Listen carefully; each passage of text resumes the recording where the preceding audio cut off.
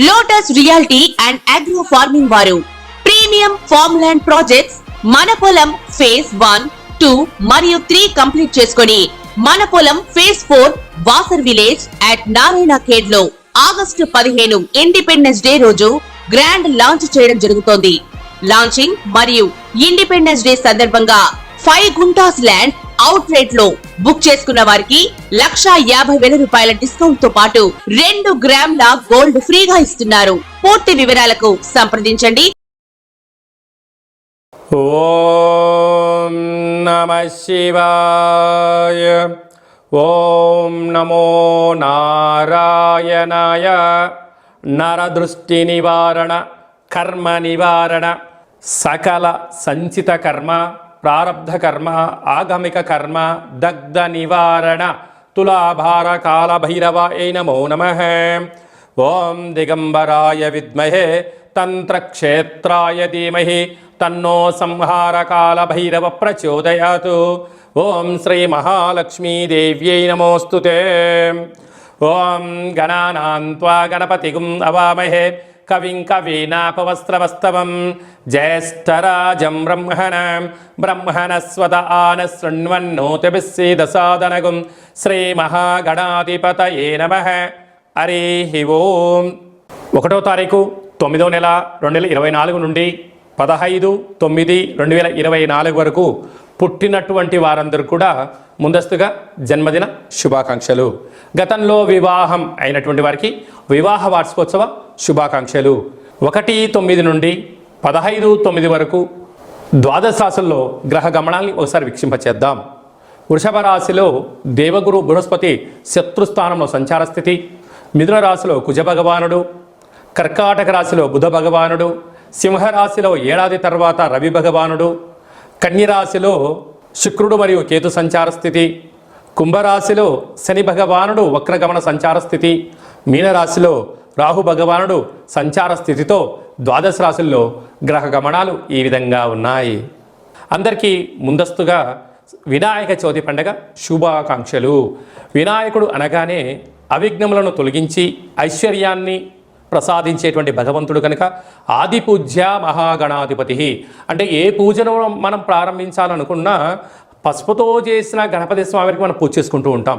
భాద్రపద మాస శుద్ధ చవితి వినాయక జయంతి సందర్భంగా గణపతి స్వామి యొక్క ఆశీస్సులు మనందరిపైన ఉండాలని కోరుకుంటూ కైలాసనాథుడి యొక్క సుపుత్రుడి యొక్క ఆశీస్సులు మనందరిపైనను చూపిస్తూ ఎవరికి ఎలాంటి కష్టాలు లేకుండా అందరికీ విద్య, విజ్ఞానము, ఉద్యోగము, వివాహము, సంతానము, రాజయోగము, రాజభాగ్యము, రాజభోగము, ఆనందయోగము, ఎవరికి ఏవేవి కావాలో అన్నీ ప్రసాదించే శక్తి ఆ విఘ్నేశ్వర స్వామి వారికి ఉంది కనుక అందరిపైనను గణపతి స్వామికి ఆశీస్సులను కోరుకుందాం. దయచేసి వినాయక చవితి రోజు సాయం సంధ్యాకాల సమయంలో ఎవరు దయచేసి ఆకాశంలో ఉండబడినటువంటి చంద్ర భగవానుణ్ణి ఎవరూ దర్శించవద్దు. కారణం ఏమిటనగా మన కృష్ణ పరమాత్ముడు పాలలో గ్లాసులో చంద్ర భగవాను యొక్క దర్శనమైనందుకు ఆ సంవత్సరాంతము అనేక రకాలుగా చెయ్యనటువంటి నిందలను పడి అనేక రకాలుగా ఇబ్బందులకు గురయ్యాడు అని చెప్పి మనకు అనేక రకాల పురాణాలు చెప్తూ ఉన్నాయి. కనుక దయచేసి మనం ఎవరము కూడా చూడకుండా ఉండే ప్రయత్నం చేయండి.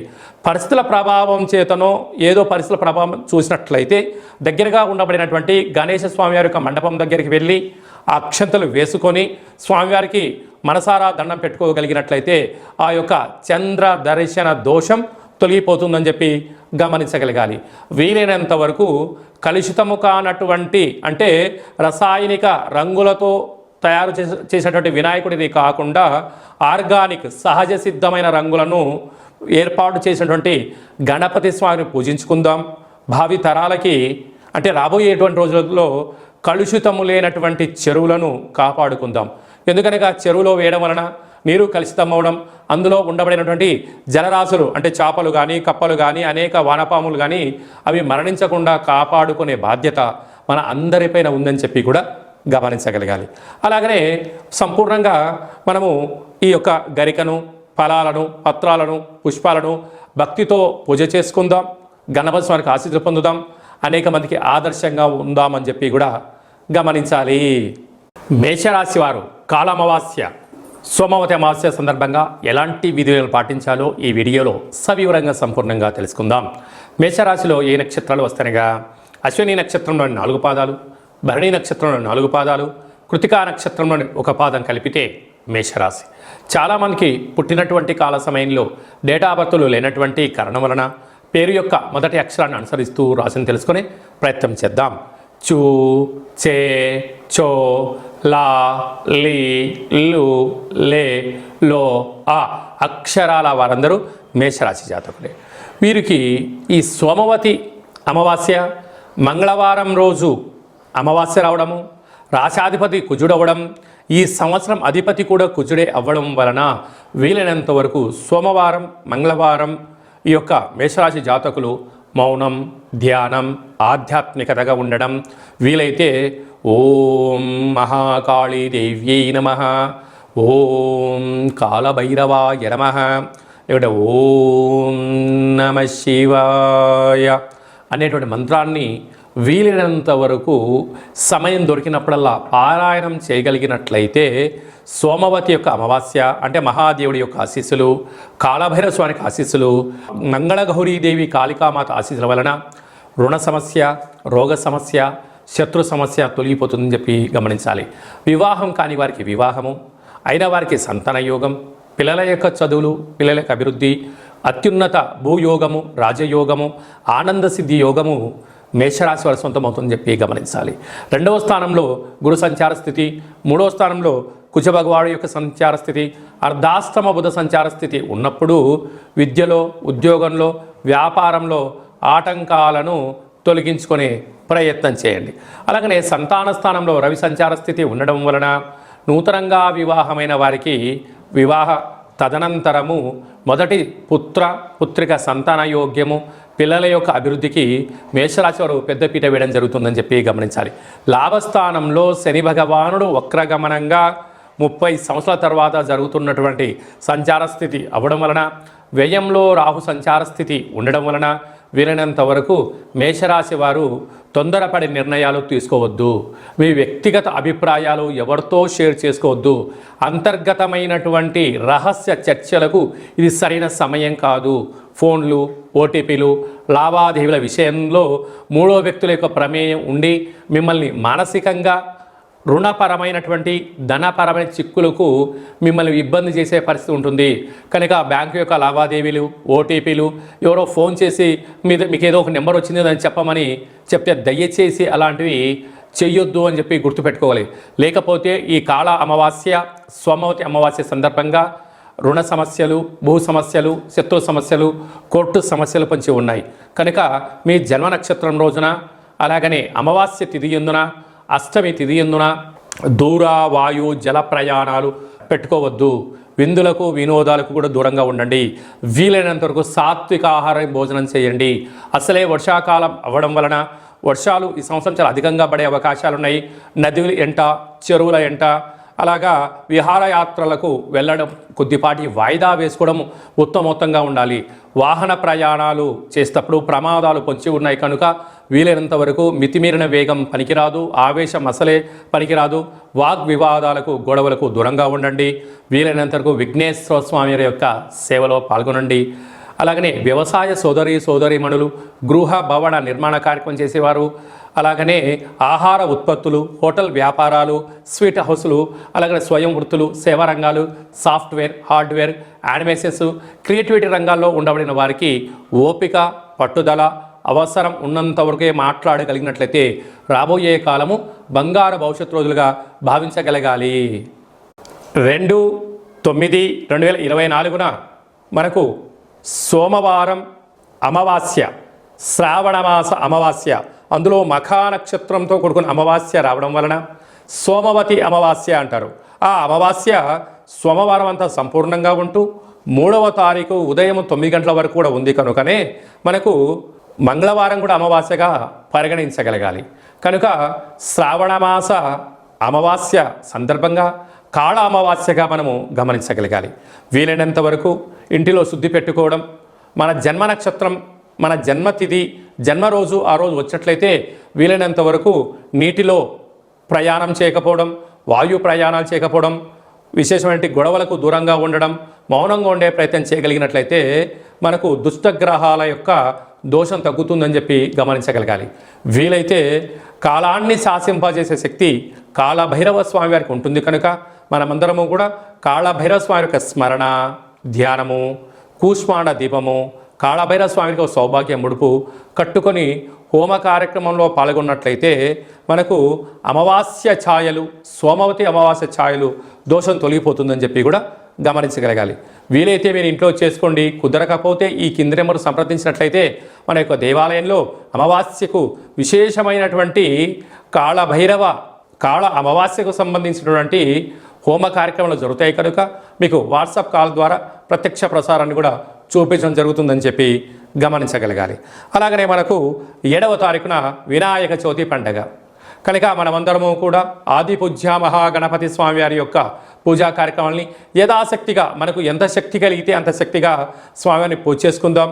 కలుషితం లేనటువంటి, రంగులు లేనటువంటి, రసాయనం లేనటువంటి వినాయక స్వామిని పూజిద్దాం. స్వామివారికి అటుకులు, బెల్లము, ఉండ్రాళ్ళు, లడ్డూ నైవేద్యాన్ని ఏర్పాటు చేసుకుందాం. స్వామివారి యొక్క ఆశీస్సుల కోసం మనం అన్ని విధాల మానవ ప్రయత్నం చేద్దాం. దయచేసి చంద్ర భగవానుణ్ణి దర్శించవద్దు అని చెప్పి మీరు గుర్తుపెట్టుకోగలరు. అలా విధి లేని పరిస్థితిలో దర్శించినట్లయితే ఈ కింది నెంబర్ సంప్రదించి మీ గోత్రనామాలు పంపించినట్లయితే ఆ యొక్క దోష నివారణకు మన యొక్క దేవాలయంలో ప్రత్యేకంగా పూజ చేయించి మీకు గరిక, అక్షంతలు, కంకణాన్ని పంపించడం జరుగుతుంది కనుక దయచేసి 100కు 100% ఎవరు చూడవద్దు. తెలియని పరిస్థితిలో చూసినట్లయితే ఈ కింద నెంబర్ సంప్రదించండి.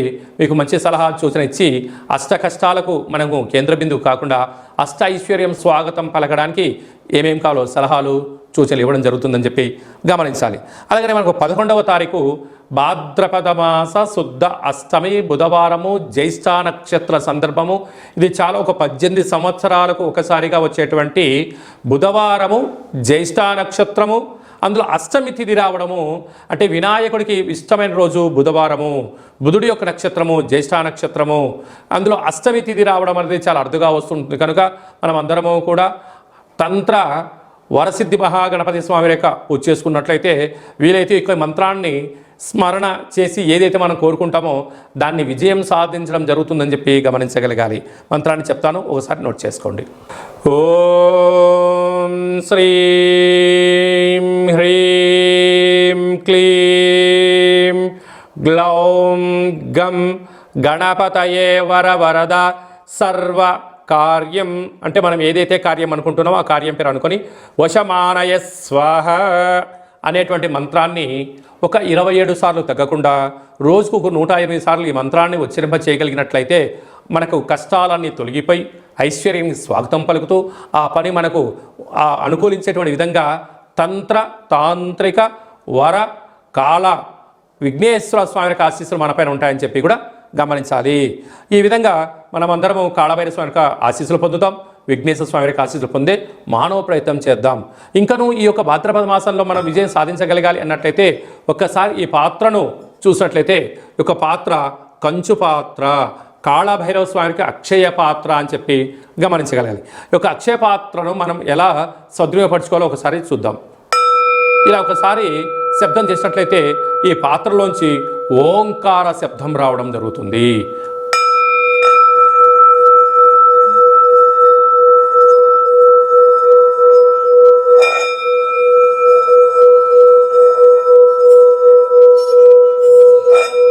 ఈ యొక్క శబ్ద తరంగాల ద్వారా మనిషి శరీరంలో ఉండబడినటువంటి 7 చక్రాలు వికసింపచేయడం, ఇంట్లో ఉండబడినటువంటి జ్యేష్ఠాదేవి బయటికి వెళ్ళిపోవడం, గ్రామంలో దేశంలో సంచరించే లక్ష్మీమాత మన గృహంలోకి గళ్ళు గళ్ళు మంటి రావడం జరుగుతుంది. ఈ యొక్క అక్షయపాత్ర, కాళభైరవ స్వామి యొక్క పిరమిడు, డాలరు, కంకణము, కాళభైరవ హోమము, 27 రకాల వస్తువులతో దిష్టి తీయించి మీకు పంపించడం జరుగుతుంది. ఒక్కొక్క నెలలో ఒక్కొక్క కాళభైరవ స్వామి వారు ఉంటారు. ఆ కాళభైరవ స్వామికి ఆశీస్సుల కోసం ప్రతి నెల మీ యొక్క గోత్రనామంతో ఇక్కడ పూజ చేయడం జరుగుతుంటుంది. కనుక మనమందరము కూడా అక్షయ పాత్రను సొంతం చేసుకుందాం, ఐశ్వర్యానికి స్వాగతం పలుకుదాం. అలాగనే మీ వ్యక్తిగత జాతకం తెలుసుకోవాలనుకుంటున్నారా?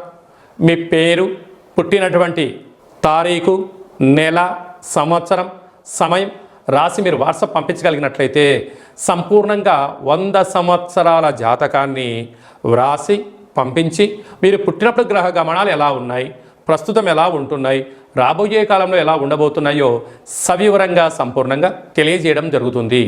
అలాగనే చాలామందికి పుట్టినటువంటి కాల సమయంలో డేటా ఆఫ్ బర్త్లు లేనటువంటి కారణం వలన మీ పేరు యొక్క మొదటి అక్షరాన్ని అనుసరిస్తూ రాశిని తెలియచేస్తూ గ్రహ గమనాలను ఎలా ఉన్నాయని తెలియచేస్తూ రమణ శాస్త్రం ద్వారా అనగా గవళ ద్వారా కాళభైరవ ఉపాసన చేత భూత భవిష్యత్ వర్తమానాన్ని తెలియజేయడం జరుగుతుందని చెప్పి గమనించగలగాలి.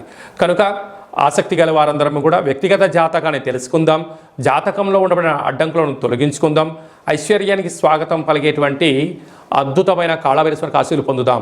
కనుక వ్యక్తిగత జాతకం తెలుసుకోవాలి అనుకుంటున్న వారందరూ కూడా ఈ కింది నెంబర్ని ఆన్లైన్ ద్వారా కానీ ఆఫ్లైన్ ద్వారా కానీ వాట్సాప్ ద్వారా కానీ సంప్రదించి అపాయింట్మెంట్ తీసుకొని సంప్రదించగలరు. మీ యొక్క జాతకాన్ని సవివరంగా సంపూర్ణంగా తెలియచేస్తూ మన యొక్క దేవాలయంలో కాళభైరవ హోమం జరిగినప్పుడు జాతకం చెప్పించుకుంటున్న ప్రతి అందరికీ కూడా ఒక వీడియో కాల్ ద్వారా కాళభైరవ స్వామికి చూపించి ఆశీస్సులు కోసం ప్రయత్నం చేయడం జరుగుతుందని చెప్పి కూడా గమనించగలగాలి. ఇంకనూ విశిష్టత ఏమిటనగా వినాయక చవితి అనగానే అనేక మండపాలలో అలంకరణ మండపాలు ఏర్పాటు చేసే విధానము వైవిధ్యభరితంగా ఉండడం జరుగుతుంటుంది.